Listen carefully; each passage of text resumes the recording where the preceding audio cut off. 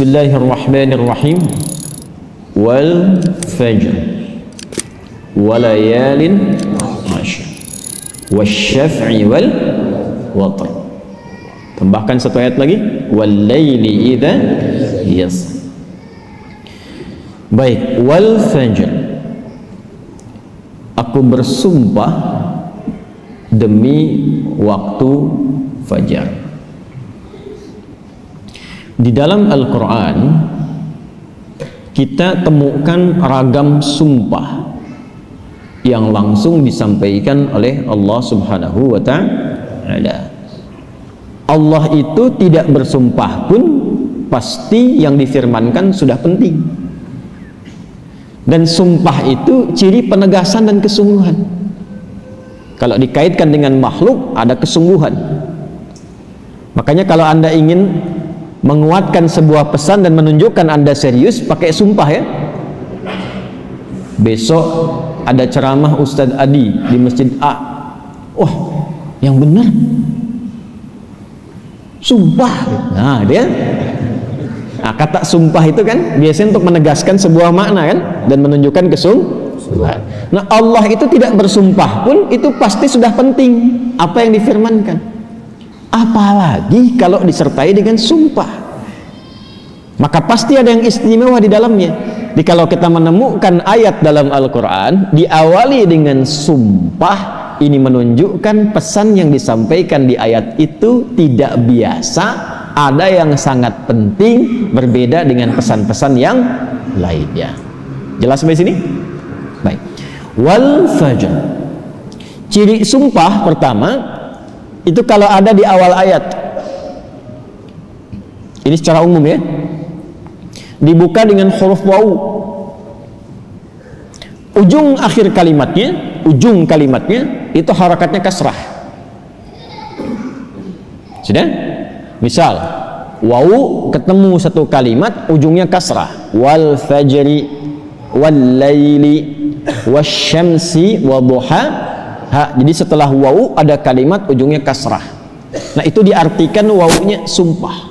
Qasam namanya, wawil qasam. Kalau sudah dibuka dengan seperti ini, artinya informasi yang disampaikan setelah huruf waw itu penting, tidak biasa. Wal fajr, aku bersumpah demi waktu fajar.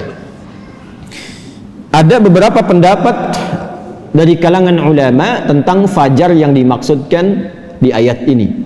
Jadi di sini Allah bersumpah dengan 5 hal. Ada 5 sumpah. Aqsamun khamsah, kata para ulama terdapat 5 sumpah di dalamnya. 1, wal fajar, demi waktu fajar. 2, walayalin ashr, dan 10 malam yang istimewa.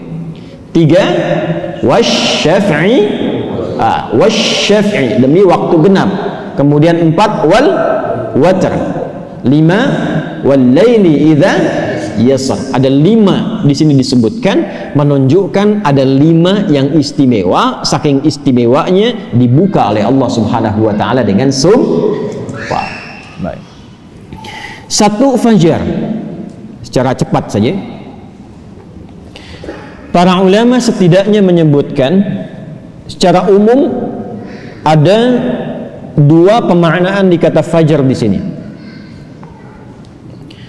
Yang pertama yang dimaksudkan setiap waktu fajar. Itu penting. Setiap waktu fajar dalam setiap hari. Jadi ada satu yang istimewa, waktunya di waktu fajar dari sekian perubahan waktu yang kita alami dalam sehari. Kan dari fajar nanti muncul ke pagi, pagi ke siang, siang ke sore, sore ke maghrib, maghrib ke malam kan. Nah, dari perputaran waktu itu, di antara sekian banyak waktu, fajar itu istimewa. Karena itu Allah panggil kita untuk bisa menunaikan sholat di waktu fajar. Ya, hakikatnya bukan hanya sholatnya. Ada waktu-waktu yang hanya dalam fajar itu yang nggak ditemukan keistimewaannya di waktu yang lain. Contoh, kita ambil ke ibadah ritual dulu. Sholat di waktu fajar ini itu 2 rakaat sunnahnya saja, sunnahnya belum masuk ke fardunya, itu nilainya disebutkan oleh Rasulullah SAW lebih baik daripada dunia dan seisinya. Rak'atul fajri khairum minad dunya wa ma fiha. Kalau Anda mampu menunaikan 2 rakaat fajar, itu yang dimaksud sunnahnya. 2 rakaat, tapi disebutkan kalimat fajarnya. Bukan zuhur, bukan asar, bukan maghrib, bukan isya. Dan dilakukannya sebelum salat fardunya untuk menunjukkan betapa pentingnya itu. Karena kalau orang tahu itu penting, pasti persiapan datang sebelumnya. Ya, Anda tahu di sini akan pengajian kan? Subuh kan?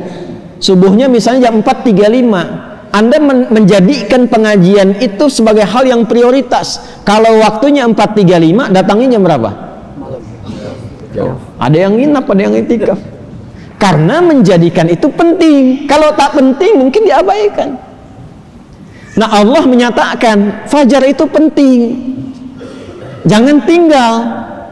Bahkan saking pentingnya, ada di antara hamba-hamba Allah yang menyiapkan waktu fajar itu bangun dari sebelumnya sampai warming up dulu, pemanasan supaya subuhnya itu, fajarnya itu bisa optimal. Bangun dari malam, Pak. Ada yang menjelang fajar itu membiasakan hatinya supaya khusyuk, sehingga saat sholat di waktu fajar sudah terkoneksi kepada Allah dengan baik. Cara menyiapkannya dengan istighfar. Waktu singkat menjelang fajar itu disebut sahar namanya. Jamaknya disebut ashar. Ada orang-orang yang kalau sudah tiba waktu ini, dia banyak istighfar, istighfar, istighfar, istighfar, supaya hatinya lapang saat fajar tiba, terkoneksi sempurna kepada Allah. Sempurna, nyambung. Itu ada di Quran surah ke-51 ayat 18. Wabil ashari hum yastaghfirun.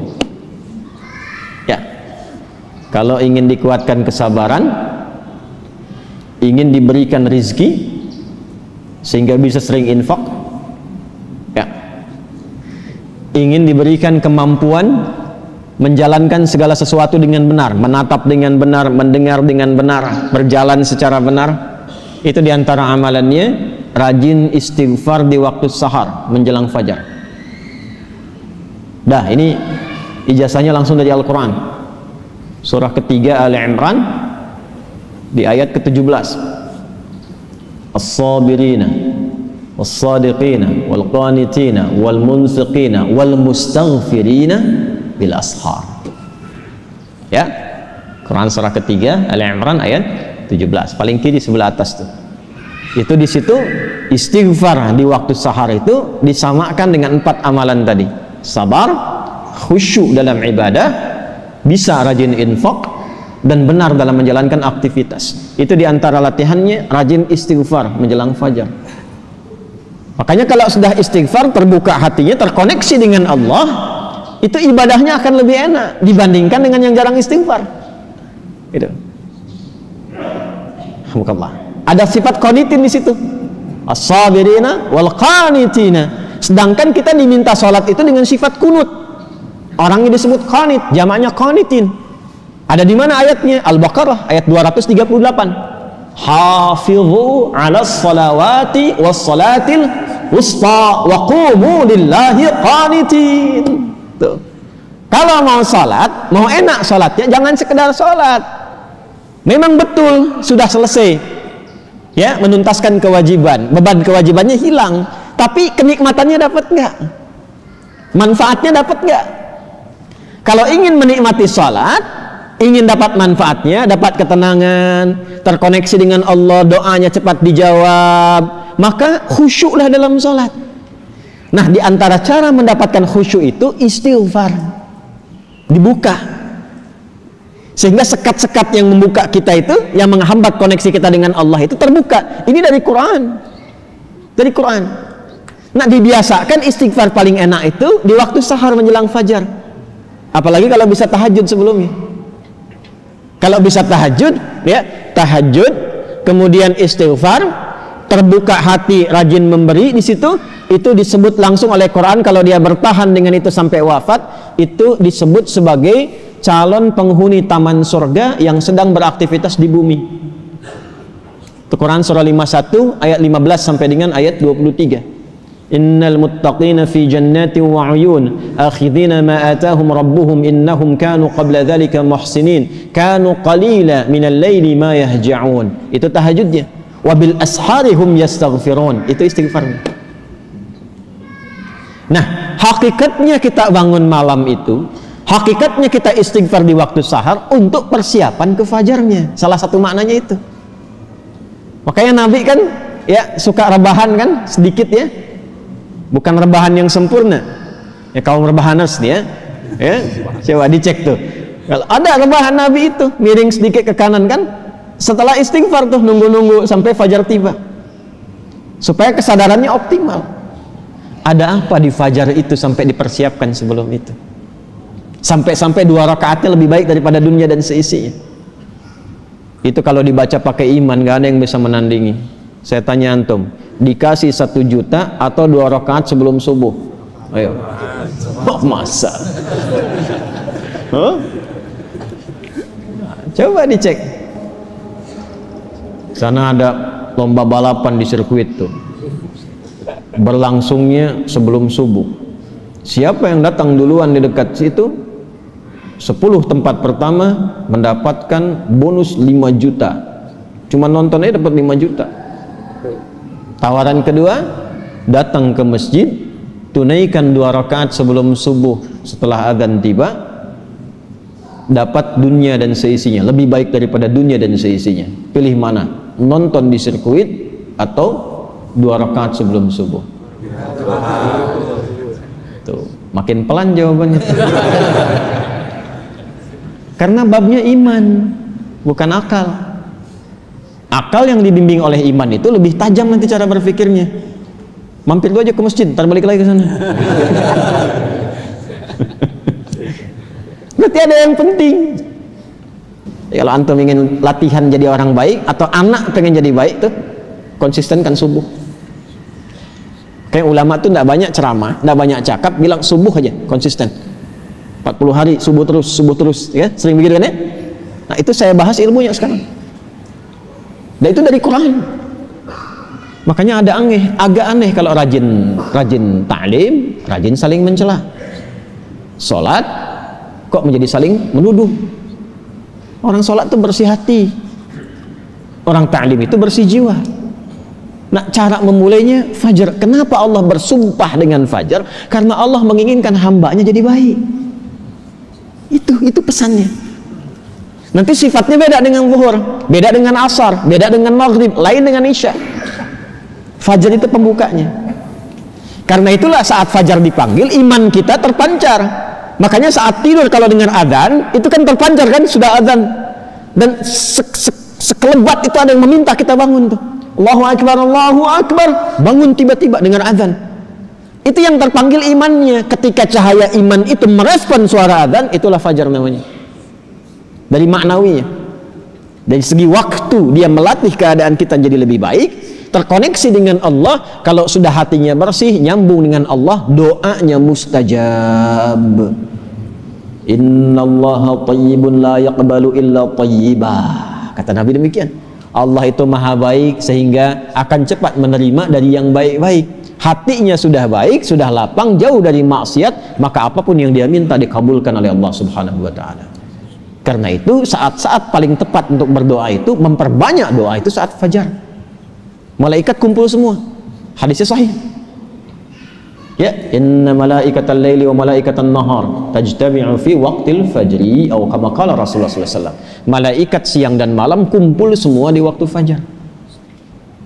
Alhamdulillah malaikat itu gaib. Kalau tampak tak jadi kita ke masjid. Sayapnya banyak tuh. Siapa? Israel. Balik lagi. Kumpul semua. Nah, kalau sudah kumpul malaikat itu banyak berkahnya. Berkah itu ziyadatul khair, bertambah kebaikan. Kalau doa diaminkan, kalau istighfar dimohonkan ampunan kepada Allah.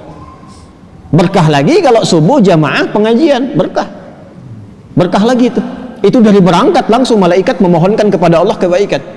Hadisnya viral sahih di Ibnu Majah itu ya, dari Abu Darda radhiyallahu ta'ala anhu. Qala Rasulullah sallallahu alaihi wasallam, man salaka tariqan yaltamisu fihi ilma sahhala lahu tariqan ila al-jannah wa innal malaikata la tadau ajnihataha ridwan li talibil ilmi.